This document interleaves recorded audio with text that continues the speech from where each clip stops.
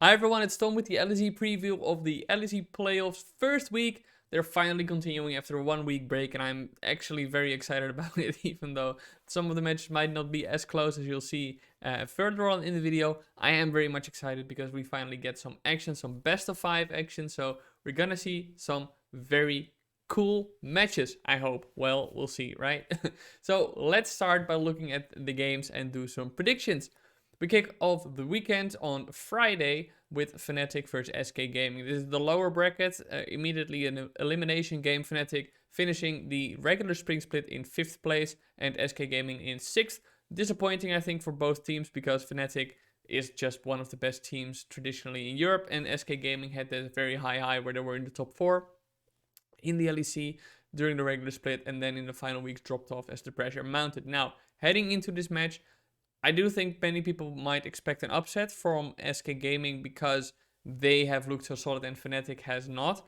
But I actually do think that Fnatic is heavily favored in this game. And that is because I think that SK Gaming, looking at their final weeks and looking at their track record as well, when I look at the summer split, is going to have trouble. Now you might say, hey, but in the summer split, they had 4 different players on the team than there are now, which is fair.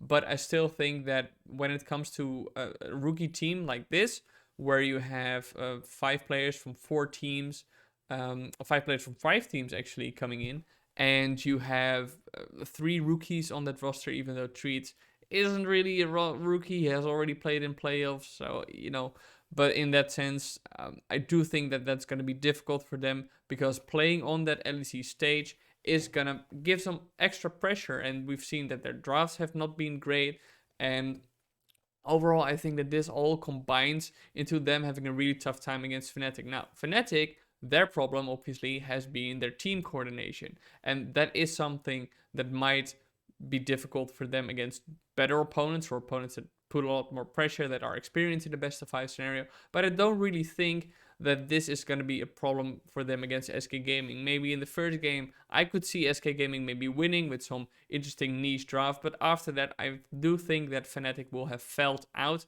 exactly what SK Gaming wants to do, how they want to play against them, how they should engage, and I think that the experience on Fnatic's side in best of 5 scenarios, but also just in terms of overall experience in League of Legends is going to be an advantage for them. So I'm kind of bouncing between having it be a 3-1 for Fnatic or a 3-0 actually. I do think that they are heavily favored, as I said before. Now, one thing that could be very difficult for Fnatic, well, one thing obviously, if they are still dealing with that COVID health scenario or something like this and they have to play from home, that is going to be difficult. But I also do think that as a team, now the pressure is really on. If they were in the upper bracket, I could see them having an easier time because then you can say, okay, we can afford one loss, or whoever we play against, it's fine. But now in that lower bracket, there's a lot of pressure on, and I'm really wondering if this team structure can hold that, because we've seen before that Fnatic had struggled with personalities internally, and I've said before that Upset is another one of such strong personalities. Yamato is one of those coaches that is more like Zen and bringing people together and stuff like this, but now the pressure is really on. They've had a difficult split. They are in the lower bracket. They really have to perform now. So I really wonder what the mood is heading into this. And if, for example, SK Gaming wins the first game, how well Fnatic can deal with that frustration. So that is the only thing I can see that maybe due to a bad start of the series that they could fall apart after this. But overall, I do think that they will take this game. Then we go to Saturday, where we have G2 versus Schalke 04. And many people have this as a 3-0 as well, or one of the 3-0s, because G2 is just such a good team. They've undoubtedly been the best team in the spring split, whereas Schalke 04 obviously had an incredibly difficult time going on a 7-loss streak and then clutching out a playoff spot in the final weekend is not the shape you want to be in. You want to have that consistency throughout the split, even if you win one and lose one every week. then you at least pick up these wins and you have these points you can directly say, okay, this is what we're doing right, I think. Now, in that final weekend, they obviously showed good shape.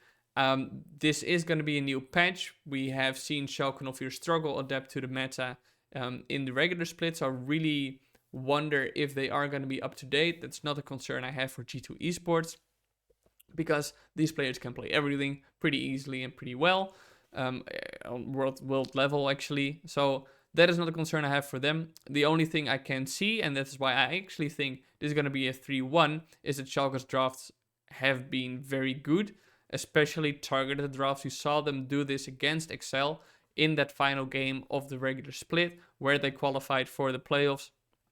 That they came out with a Nocturne Cartus combo because they just needed to pin down Patrick. Now, I don't know what they have identified as a weakness for G2 Esports, because, frankly speaking, there aren't too many. The only thing is when they have this fun game, or when they are just trolling around a bit, or, you know, that is something that maybe Schalke can capitalize on, but you cannot really anticipate this. I don't think you can really practice for a scenario like this. So I wonder how well Schalke 04 will be able to adapt. I could see them take one game. Honestly, I can, because Schalke 04 is a team that has that potential. I think especially when you look more to that top side of the map with a roaming limit, I think that is something that they potentially could do something on. But overall, in the best of 5, you'd be a fool, in my opinion, to favor anybody but G2 in this scenario. So I actually also think this is going to be a 3-1 for G2 Esports, with Schalke potentially picking up one game. I don't think the series overall is going to be close, but maybe G2 will have one fun game along the way. Schalke 04 will get a win, and after that, G2 Esports will just completely roll over them. And then the final series of the weekend is Rogue versus Mad Lions. Now, I think that many people may see this one as the closest, given that Rogue is the 2nd seed, Mad Lions is the 3rd seed, but I actually think that this series is gonna be, it is the only one that I'm willing to say, okay, this is probably gonna be a 3-0. Why is that? Well, let's look at Mad Lions' season so far. They've gone 1-1 in most of the weeks, and they ended with a 10-8 score, which is just above a 50% win rate, which isn't great. I think their bot lane has been the biggest weakness for the team, where obviously, as you may have seen in the interview I did with Mac, I'll link it above, that they went through a playstyle change where they didn't want to have that much focus anymore on their bot lane, but play through other options as well. And the bot lane has had to adapt to this, which is fair, but you have definitely seen that this process has been difficult, where they have had int games, they've looked a bit unstable, and the top side of Mad Lions has actually been the most stable factor. I think Elyoya, their rookie jungler, has been the best player on that team in the entirety of the split. Now, Humanoid is getting a lot of shit for sometimes having these games where he just runs into a lane and dies, which is fair, but I do think that in playoffs he will be more consistent. I also do think that he has been a very stable player on that team overall, where I think after Elyoya he's been the best one on that team. Whereas Armut in the top lane has always had difficult times in his laning phase, and in team fights he's been very impactful. Now, looking at this against Rogue, you have Odo Amne in the top lane, who has been one of the first or second best top laner in the LEC. You can make an argument for either spot, in my opinion. You have Inspired, who has been the number 1 or number 2 jungler in the LEC.